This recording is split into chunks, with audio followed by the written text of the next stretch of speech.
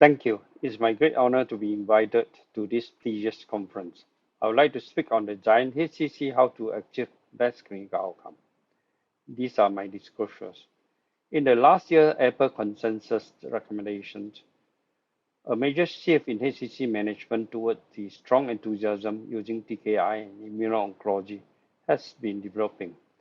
They also recommend the preservation of liver function and the new term on curative taste versus taste unsuitable and up to 7 criteria has been proposed. On the other hand, we know taste monotherapy in last HCC had limited benefit and clinical outcome, of which a combination treatment is strongly recommended. Toshihiro Tanaka in this year's APS-CVR has raised a concern of decreasing number of tastes being referred due to the statement of up to 7 out unsuitable taste candidate. Most of us are still using BCLC staging classification system for the intermediate stage. HCC has been reported in 2013 in EASL. However, by the today's standard, taste dominant in the intermediate HCC is already a past history. In the Apple consensus recommendations of changing paradigm for the treatment of intermediate stage HCC, many new recommendations have been proposed, and regrettably, only Shiro Miyama was the only IR in the group. In the recommendation, preservation of liver function is utmost important to prolong overall survival, essentially by the use of the medical treatment.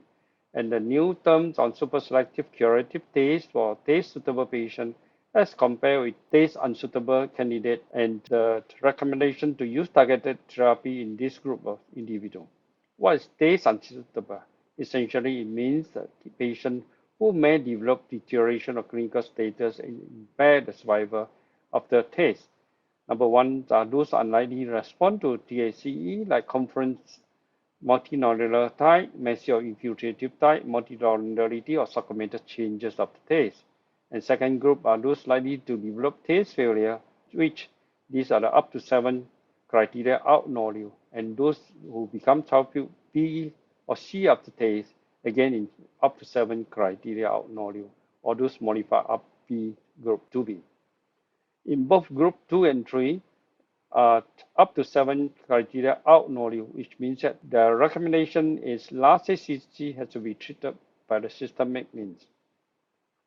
They also recommend that in the BCLC A patient with single tumor of more than 5 cm are to reclassify as intermediate stage HCC, and hence this will have significant severe impact on our practice.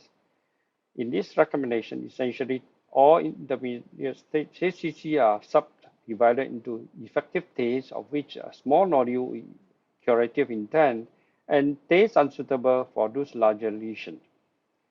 And with that recommendation, a lot of patients will bypass the role of TACE towards a systemic treatment for more than 5 cm. And in the clinical ground, we have seen a lot of patients being diverted to systemic treatment. This is more so with the approval of atezolizumab and bevacizumab in the unresectable HCC by FDA.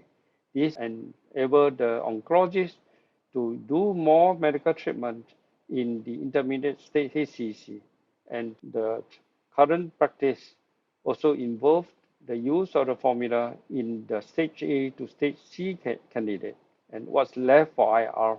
Can IR survive this tsunami? Looking back at the principle of taste with super-selective embolization and medical segmentectomy, these are only effective for up to 7 in candidate, of which usually are less than 5 cm. For those large tumor, unfortunately, CTASE and LabTASE as a monotherapy has very poor clinical outcome.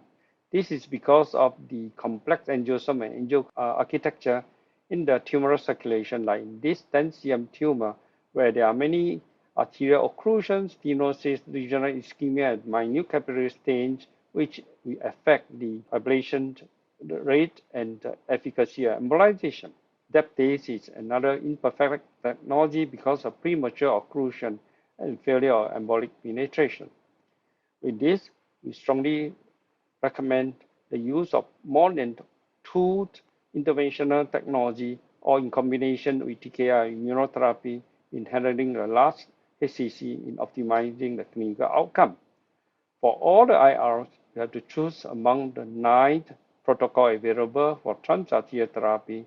In my practice, drug-eluting bed, internal embolization, and HCC are 3 main formula used in the management of giant HCC. And by combining this in a multidisciplinary approach, we hope the IO plus IO will offer a better clinical outcome. Technically, we have rolled back our technical optimization toward the use of liquid embolic in achieving a comprehensive capillary penetration and deep cellular ablation. This, together with the anti-angiogenic drug, will further improve the survival in the large HCC. Transarterial alcohol embolization essentially is a hybrid of blend embolization and chemical ablation in achieving denaturation and complete long-lasting embolization effect. And proper utilization and technique, we are able to achieve a complete ablation of the tumor in about 50% of cases.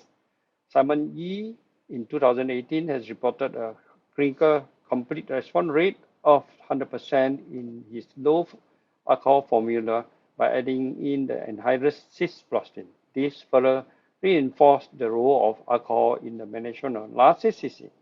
How to do it? In the transarterial internal embolization or alcohol embolization, we need to insert a microcatheter into the center of the tumor as far as deep as possible to the opposite end and embolize densely with the alcohol and epidural emulsions, and the marginal residual, the peripheral small tumor, are being ablated by drug-eluting bed. This will achieve a better 3D safety margin, and a complete ablation of this is achievable in about 50% of cases after a couple of cycles. And deepest cannulation possible, starting from the deepest margin, we continue injection and avoid flow interruption and achieve complete stasis are essential. And watch for the crossover AV or AP shunting and use digital cine during injection, not the low dose fluoroscopy in picking out the occult AV or AP shunting. A 3D safety margin is essential. And in this lady of 10 cm rupture HCC in segment 3 and 2, a complete ablation was achieved by using 66% ethanol and the peripheral with tandem TACE. And this is 30 years down the line, the tumor remains well ablated and she's on maintenance lenvatinib for the purpose. A 3D safety margin is essential where the whole tumor with a good margin is being ablated, and Miyama has reported a 29% recurrent rate as compared with 100% recurrent rate for those with negative 3D safety margin. The use of TKI offers the suppression of tumor storm and VEGF upregulation. This can be used concurrently with TACE or VEGF modulation in terms of tumor vascularity modulation as a pre-TACE induction. It is also routinely used as an adjunctive maintenance treatment, like in most of my patients, and as a first-line TKI with adjunctive supportive TACE or HIC. Most of study so far has failed to establish a positive clinical outcome except tactic trial by M. Kudo, where to modify his regimen to tie to untraceable progression. This failure essentially is because of the formula used in the TACE protocol.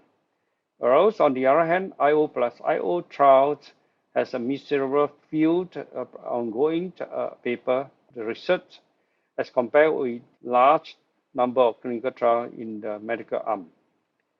In 2017, Dominic has reported a 16-month survival benefit, combining the two, comparing with 9 months. And in this paper from China, has achieved a survival of 79.8% compared to 49.2% in the TACE with lenvatinib group. And more importantly, he has yielded increase in the interval in between the intervention from 74 months to 103 months. Miyama in this paper has proposed the use of up to 7 formula and those 3 to 7 cm tumor to combine TACE with ablation or depth TACE or combination of TKI or radioembolization.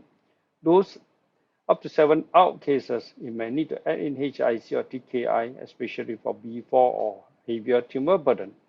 Whereas stage C, the addition of SBRT and the systemic treatments are essential.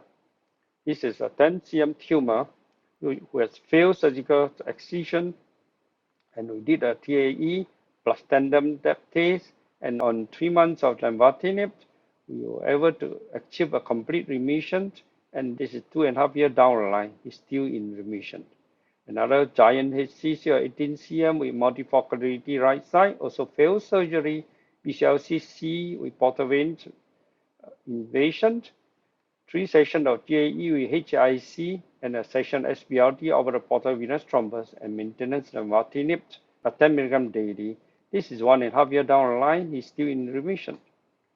Another patient who have massive tumor flare, who have failed 5 sessions of TACE, a session of CERC, 2 previous RFA, and failed immunotherapy with secondary fulminant autoimmune hepatitis with a protracted course of recovery, was referred for further management.